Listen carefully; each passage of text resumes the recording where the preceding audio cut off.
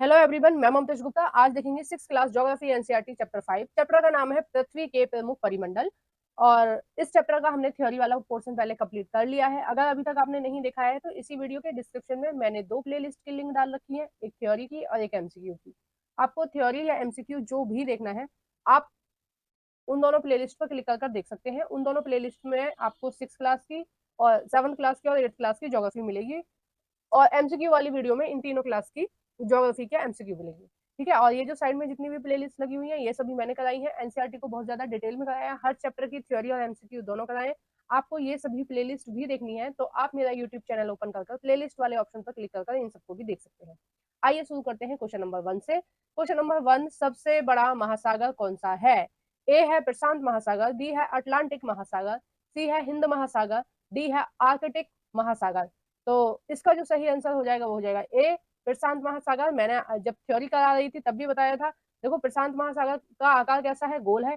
और क्योंकि ये ग्लोब का चित्र है तो आप इसमें देख पा रहे होगे कि ये जो है ये दोनों साइड है। ठीक है, ये क्या है? दोनों साइड है। देखो, इधर भी है प्रशांत महासागर। ठीक है, ये पूरा एरिया भी प्रशांत महासागर का है और ये भी है। ठीक है, दोनों तरफ है प्रशांत महासागर। तो आपको ये चीज याद रखनी है। नेक्स्ट है, एस आकार का महासागर कौन सा है? ए है प्रशांत महासागर, बी है अटलांटिक महासागर, सी है हिंद महासागर, डी है आर्कटिक महासागर। तो इसका जो सही आंसर है वो हो जाएगा बी, अटलांटिक महासागर। अटलांटिक महासागर का आकार कैसा है? एस। देखो, हर महासागर के आपको आकार भी याद रखने पड़ेंगे। जैसे प्रशांत महासागर का आकार कैसा था? गोल। और इसका कैसा है? एस। ठीक है, और मैं आपको चित्र में दिखा भी देती हूँ एक बार। देखो, इस तरह से एस आकार का है, ये है ना? बन गया ना ऐसा आकार? देखो, बन गया ना ऐसा आकार। तो ये अटलांटिक महासागर कैसा है? ऐसा आकार का है। ठीक है, और उत्तरी गोलार्ध में और दक्षिणी गोलार्ध में दोनों में है, यानी कि नॉर्थ में, नॉर्थ यानी उत्तर को बोलते हैं, नॉर्थ और साउथ दोनों में है। ठीक है, नेक्स्ट है क्वेश्चन नंबर 3, त्रिभुज आकार का महासागर कौन सा है? ए है प्रशांत महासागर, बी है अटलांटिक महासागर, सी है हिंद महासागर, और डी है आर्कटिक महासागर। तो इसका जो सही आंसर हो जाएगा वो हो जाएगा सी, हिंद महासागर। और इसको भी हम मैप में देखेंगे। देखो, मैं बार बार मैप आपको इसलिए खोलकर दिखा रही हूँ ताकि आपको याद रहे लंबे समय तक चीजें। जब हम ज्यादा चित्र वगैरह या मैप से पढ़ते हैं तो हमें ज्यादा देर तक समझ में रहता है ना? तो इसलिए मैं आपको बार बार मैप खोलकर दिखा रही हूँ। देखो, ये ट्रायंगल आकार का है क्योंकि इधर क्या है? इधर आपके अरब सागर है और इधर क्या है? बंगाल की खाड़ी है ना? और ये क्या है? ये पूरा की पूरा अटलांटिक महासागर है। यहाँ दक्षिण चीन सागर है नीचे की तरफ, तो है ना? तो ये कैसा हो गया? ये ट्रायंगल आकार का है। ठीक है, नेक्स्ट है। देखो, आपको कोई भी चीज समझ में नहीं आया करे ना तो आप मुझे कमेंट बॉक्स में बता दिया करो, कमेंट कर दिया करो। मैं हर कमेंट का रिप्लाई खुद ही देती हूँ, खुद ही पढ़ती हूँ उनको। कुछ भी ऐसा लगता है आपको कि आपको समझ नहीं आ रहा है, कुछ भी फैक्ट जानना है, तो आप मुझे बता दिया करो, मैं कमेंट बॉक्स में आपको रिप्लाई करूंगा। नेक्स्ट है क्वेश्चन नंबर 4, विश्व का सबसे छोटा महासागर कौन सा है? ए है प्रशांत महासागर, बी है अटलांटिक महासागर, सी है हिंद महासागर, और डी है आर्कटिक महासागर। तो विश्व का सबसे छोटा महासागर की अगर हम बात करें तो वो है सी, हिंद महासागर। और हाँ, कल एक कमेंट आया था, उस कमेंट में उन्होंने बोल रखा था कि मैम आप सब कुछ तो बता ही देती हो तो कमेंट बॉक्स पे हम क्या पूछे। तो मुझे पढ़कर भी बहुत अच्छा लगा। उन्होंने कमेंट करा कि आप सब कुछ बता देती हो तो हम कमेंट बॉक्स में क्या ही पूछे। तो क्या आपको भी ऐसा लगता है कि मैं सारा कुछ ही वीडियो में बता देती हूँ, कि आपको कुछ पूछने की जरूरत नहीं पड़ती? तो प्लीज आप लोग कमेंट बॉक्स में बताइए, तो ताकि मुझे भी पता रहे कि मैं कैसा आपको कंटेंट दे रही हूँ। ठीक है, तो मुझे कमेंट पढ़ के बहुत ज्यादा खुशी मिली कि चलो मैं अच्छा कंटेंट दे रही हूँ, कि आप लोगों को कमेंट बॉक्स में कुछ भी पूछने की जरूरत ही नहीं महसूस हो रही। नेक्स्ट है क्वेश्चन नंबर 5, विश्व का सबसे गहरा गर्त किस महासागर में है? ए है प्रशांत महासागर में, बी है अटलांटिक महासागर में, सी है हिंद महासागर में, डी है आर्कटिक महासागर में। तो इसका जो सही आंसर है वो हो जाएगा ए, प्रशांत महासागर में है सबसे गहरा गर्त, और गर्त का नाम है मैरियाना। ठीक है, गर्त का क्या नाम है? गर्त माने होता है गड्ढा। ठीक है, सबसे गहरा गड्ढा मतलब दुनिया में सबसे गहरा गड्ढा कहाँ है? प्रशांत महासागर में है। और उस गड्ढे का नाम क्या है? उस गड्ढे का नाम है मैरियाना गर्त। ठीक है, गर्त माने गड्ढा होता है। नेक्स्ट है question number 6, great dividing range पर्वतमाला किस महाद्वीप में स्थित है? ए है ऑस्ट्रेलिया, बी है उत्तरी अमेरिका, सी है यूरोप, डी है अफ्रीका। तो 6 का जो सही आंसर हो जाएगा वो हो जाएगा ए, ऑस्ट्रेलिया में है। ठीक है, तो ये जो ग्रेट डिवाइडिंग रेंज है ये पर्वतमाला कहाँ है? ये ऑस्ट्रेलिया में है। देखो बुक में इसके बारे में बहुत ज्यादा डिटेल में नहीं दे रखा है, जो क्वेश्चन मैंने बनाए हैं अपनी तरफ से या फिर प्रीवियस पेपर में से लिए हैं, क्योंकि एक मिनट ये, लेकिन मैंने प्रीवियस, क्या हो गया ये क्यों नहीं हट रहा, लेकिन मैंने प्रीवियस पेपर देखे ना जब, तो मुझे लगा कि नहीं भाई इस तरह के क्वेश्चन आपको बताने चाहिए। देखो ये लिखा है ग्रेड डिवाइडिंग रेंज, ठीक है, मैं इसका आपको आकृति भी बता रही हूँ कि इस तरह की आकृति है इसकी, ठीक है, कैसी है, इस तरह की, यहाँ पर, सॉरी सॉरी, पता नहीं आज क्या हो रहा है, ये ठीक से स्मूथ चल नहीं पा रहा है, देखो ये मिट ही नहीं रहा। मैं आपको लिखा हुआ भी दिखाना चाहती थी, यहाँ साइड में लिखा हुआ है ग्रेड डिवाइडिंग रेंज, ठीक है। आइए नेक्स्ट देखते हैं। क्वेश्चन नंबर 7, अल्प्स पर्वतमाला किस महाद्वीप में स्थित है? ए है ऑस्ट्रेलिया, बी है उत्तरी अमेरिका, सी है यूरोप, डी है अफ्रीका। तो सेवंथ का जो सही आंसर हो जाएगा वो हो जाएगा आपका सी, अल्प्स पर्वतमाला जो है वो यूरोप में है, ठीक है। अब हम इसको यहाँ भी देख लेते हैं कि अल्प्स पर्वतमाला कहाँ है। देखो ये आप देख पा रहे होंगे अल्प्स पर्वतमाला को, एक मिनट में और जूम कर देती हूँ आपको ताकि आपको अच्छे से दिखाई दे। देखो आप देख पा रहे हो लिखा हुआ अल्प्स, ठीक है, ये जो ऐसे बना हुआ है ना, तो बहुत हल्का सा कर्व सब जो बना हुआ है, ये है अल्प्स, अल्प पर्वतमाला, ठीक है। चलो ये भी रिमूव हो गया, पता नहीं कैसे चल गया ये अचानक से। नेक्स्ट है क्वेश्चन नंबर 8, विश्व का सबसे ऊंचा शिखर माउंट एवरेस्ट कहाँ है? ए है भूटान में, बी है नेपाल में, सी है भारत में, डी है चीन में। तो इसका जो सही आंसर हो जाएगा वो हो जाएगा बी, नेपाल में है, ठीक है। और जो हिमालय है, ठीक है, हिमालय का सर्वोच्च शिखर का नाम क्या है? माउंट एवरेस्ट है, ठीक है, और वो कहाँ है? नेपाल में।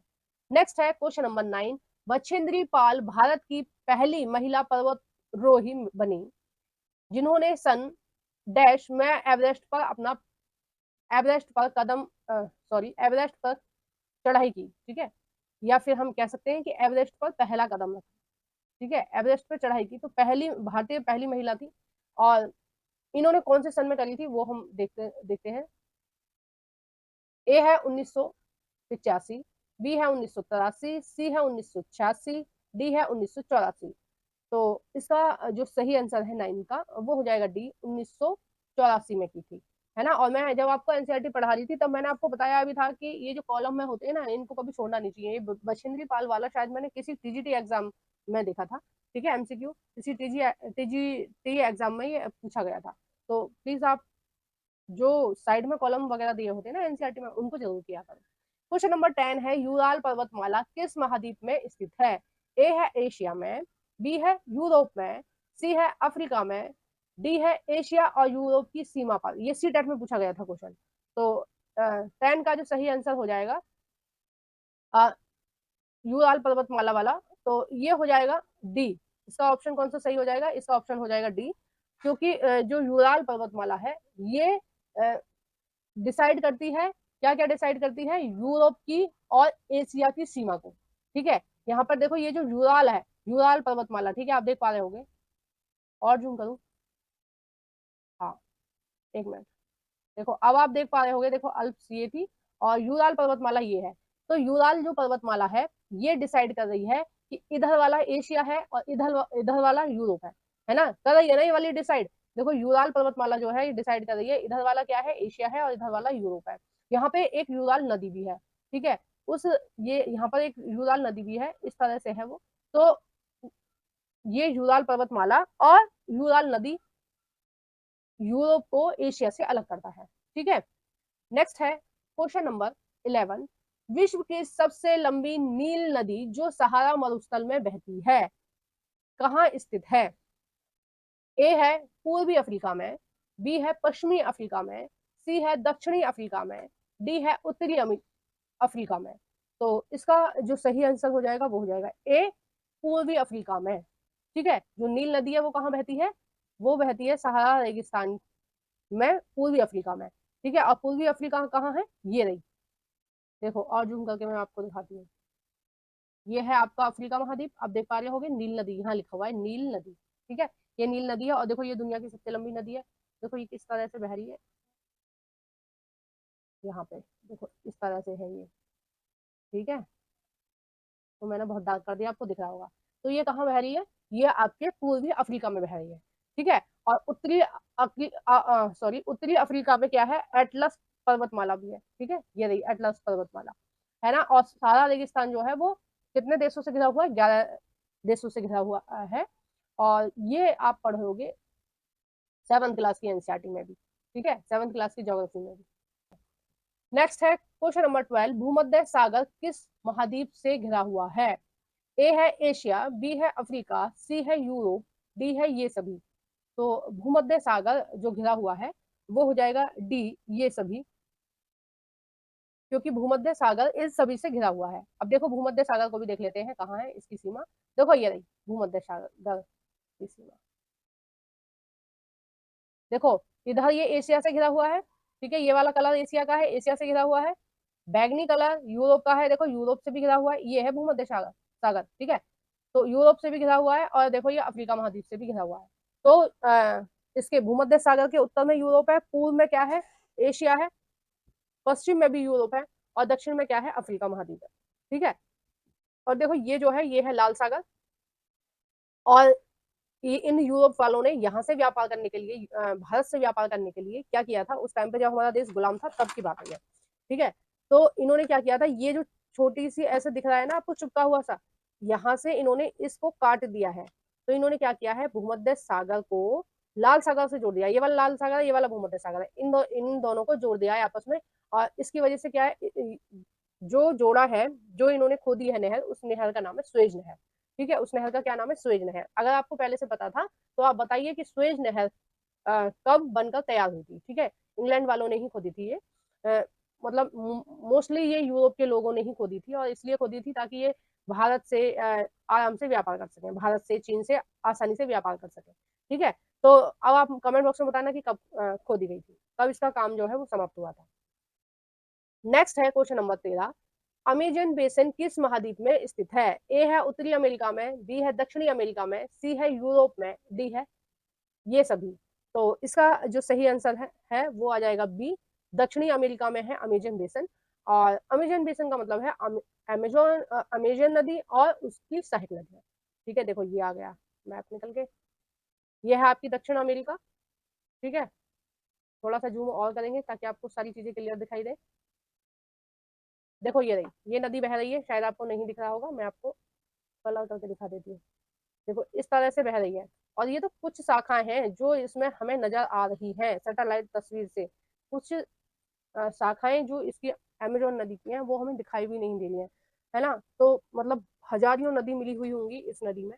और ये नदी यहाँ से निकलती है, एंडीज पर्वतमालाओं से निकलकर कहाँ गिरती है, किसमें गिरती है, ये गिरती है अटलांटिक महासागर में। ठीक है, और काफी बड़ी नदी है। और ये दुनिया का सबसे बड़ा बेसिन है। बेसिन का मतलब है कि एक मुख्य नदी और उसकी सहायक नदी है, जैसे हमारे यहाँ गंगा है, गंगा और उसकी सहायक नदियां मिला के क्या बनता है, गंगा बेसिन। ठीक है, गंगा और यमुना की बहुत सारी सहायक नदियां मिलकर क्या बनता है, गंगा बेसिन। और उसी तरह से अमेजोन और उसकी बहुत सारी सहायक नदियां मिलकर क्या बनता है, अमेजोन बेसिन। ठीक है।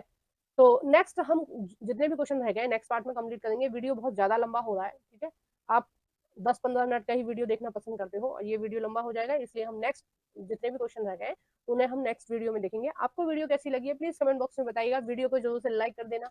जो भी फ्रेंड आपके एनसीईआरटी पढ़ना चाहते हैं 6 से 10 तक की, उन सभी फ्रेंडों के साथ मेरी इस वीडियो को शेयर कर देना। लाइक करना बिल्कुल नहीं भूलना, कमेंट करना बिल्कुल नहीं भूलना। तो लाइक, कमेंट और शेयर जरूर करना है। Thank you for watching everyone.